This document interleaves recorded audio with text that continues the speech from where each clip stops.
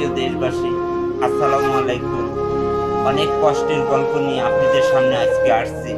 হাদি ভাইয়ের গল্প নিয়ে, যে হাদি ভাই না ফেরার দেশে আজকে চলে গেছেন। আত্মীয় স্বজন, বন্ধু বান্ধব, স্ত্রী সন্তান সব মানুষকে রেখে হাদি ভাই চলে গেছেন না ফেরার দেশে। আর কখনো আমাদের এই হাদি ভাই ফিরবে না আমাদের মাঝে। হাজারো লাখো চেষ্টা করলেও আমরা আর হাদি ভাইকে ফিরে পাবো না। হাদি ভাই একটা বীর, সে নাম্বার ওয়ান বীর। সে আবারও প্রমাণ করে দিয়ে গেছে, সে বীরের কখনো মৃত্যু হয় না, বীরের শুধু জন্মই হয়। এক হাদি ভাই চলে যায়, হাজারো লক্ষ হাদি ভাইয়ের জন্ম হয়ে যায়। দেখেন পুরো দেশ ঘুরে হয়ে গেছে। তো এই হাদি ভাই মৃত্যুটা কিভাবে সওয়া যাবে, এটা তো কলেজার ভিতরে লেগে যাচ্ছে। কারণ হচ্ছে হাদি ভাই এমন একটা মানুষ ছিল, প্রত্যেকের আত্মার আত্মীয় ছিল, কলেজা ছিল, বন্ধু, মায়ের কাছে শ্রেষ্ঠ সন্তান ছিল এই হাদি ভাই। বাংলার বুকে যদি কেউ একদম সত্যি কথা বলার মতো কেউ থাকে, সে একটাই মানুষ, সেটা হলো আমাদের হাদি ভাই। তো এই হাদি ভাইয়ের মৃত্যুটায় আমরা দেশবাসী অনেক কষ্ট পেয়েছি। আর এরকম মৃত্যু যেন কখনো না হয়।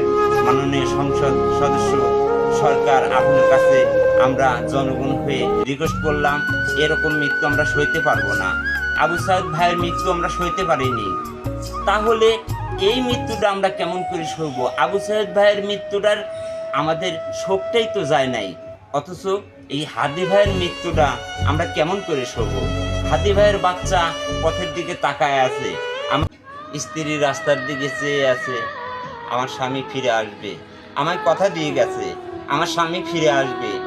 মা পথের দিকে তাকায় আছে, আমার সন্তান ফিরে আসবে, পথের দিকে তাকিয়ে আছে চাতক পাখির মতো, কখন আসবে আমার সন্তান হাদি।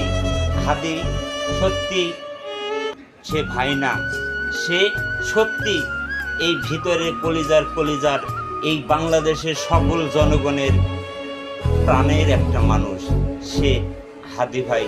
এই হাদি ভাইয়ের মৃত্যু আমরা যে কষ্টটা পাইছি, এই আমাদের কষ্টটা কখনোই, যারা এই কষ্টটা দিচ্ছে আমরা তাদেরকে কখনোই দেখাতে পারবো না, কিন্তু আমাদের কষ্টটা থেকেই যাবে।